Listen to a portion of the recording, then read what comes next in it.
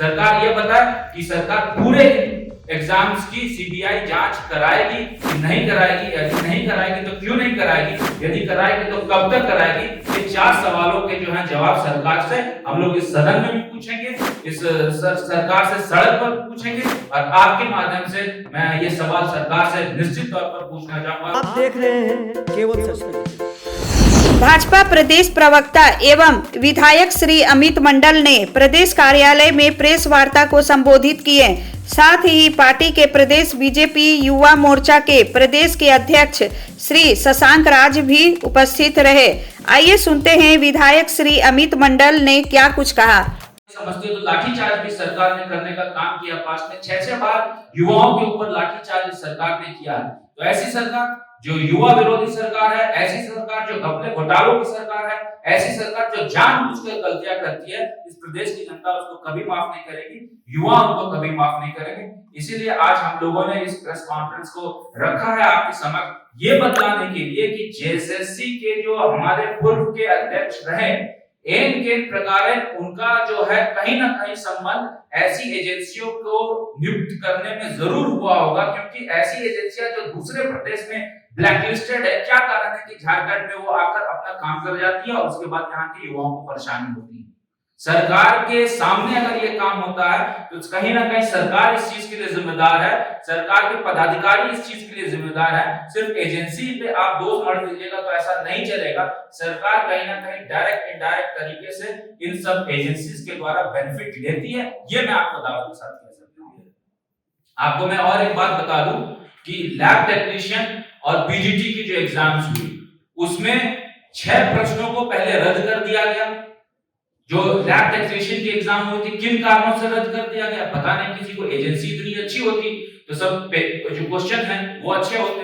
Question ऐसा कि उसको रद्द कर देना पड़ता है एग्जाम के बाद। पीजीटी के एग्जाम में 22 क्वेश्चंस को रद्द कर दिया गया।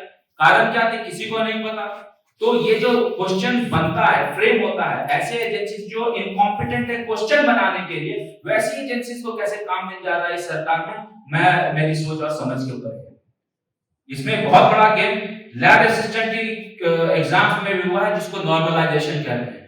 आपको भी पता है कि जब एग्जाम होता है तो वो जब संख्या बढ़ जाती है अभ्यर्थी की तो 3-4 शिफ्ट में होता है, अलग अलग पैटर्न पे होता है। किसी का जो है टफनेस ऊपर चला जाता है, किसी का टफनेस थोड़ा नीचे रहता है, तो सबको नॉर्मलाइज कर दिया जाता है एक मैथ का फॉर्मूला निकालकर। उस मैथ के फॉर्मूले को आज तक कोई नहीं जान पाया है, सिर्फ एजेंसी जान पाई और सरकार जान पाई है। किसी को 80 मार्क्स आता है तो उसको बहाली हो जाती है, किसी का 130 मार्क्स लाता है उसको नॉर्मलाइजेशन के आधार पर रिजेक्ट कर दिया जाता है। ऐसा भी जो है मामला सामने आया है। ये नॉर्मलाइजेशन के आड़ में जो घपले घोटाले हो रहे हैं उसको भी सरकार को जवाब देना होगा कि आखिर इस प्रकार की स्थिति उत्पन्न कैसे हो गई। इसीलिए भारतीय जनता पार्टी का विधायक होने के नाते, प्रदेश प्रवक्ता होने के नाते, युवा मोर्चा के अध्यक्ष होने के नाते, मीडिया सेल के प्रभारी होने के नाते, और पार्टी युवाओं के लिए खड़ी है, युवाओं के मुद्दे को लगातार आपके बीच में, जनता के बीच में, सड़क से लेकर सदन तक रखने का हम लोगों ने काम किया है। इसलिए हम लोगों ने सोचा कि सरकार से 4 मुद्दों पर जवाब मांगना बहुत जरूरी है। और ये 4 मुद्दे, सबसे पहला है कि सरकार ये बताए कि ब्लैकलिस्टेड एजेंसीज किस प्रकार झारखंड में आकर यहाँ पर एग्जाम्स कंडक्ट करती है। सरकार ये बताए कि जेपीएससी की बहाली हो, जेएसएससी की बहाली हो, गलती आपने किया, और यदि युवाओं ने प्रोटेस्ट किया तो वैसे युवाओं के ऊपर एफआईआर क्यों होता है, उनका एफआईआर अविलंब यहाँ से रद्द करके हटाया जाए। सरकार ये बताए कि एजेंसीज पे तो आप बहाली कर देंगे, लेकिन आपके पदाधिकारी जो यहाँ पर एजेंसीज के साथ साथ काट करते हैं, उन पदाधिकारी, उन अध्यक्ष, उन सरकार के कर्मियों, उन सरकारी जो है मंत्रियों पर क्या कार्रवाई सरकार करेगी, सरकार को ये बताना।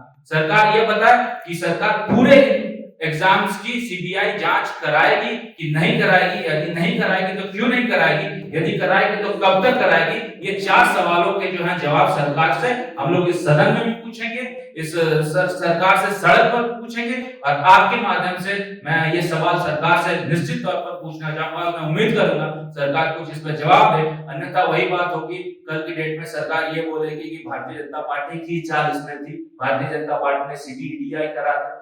लेकिन सवाल तो यह है कि आपने गलती की, और गलती की तो युवा होने के नाते मेरा ये जिम्मेदारी बनता है कि आपका जांच हो, और निश्चित तौर पर जांच हो, क्योंकि आपने युवाओं के भविष्य को और सपनों को छीनने का काम किया है। आप सभी यहाँ उपस्थित में बहुत बहुत धन्यवाद।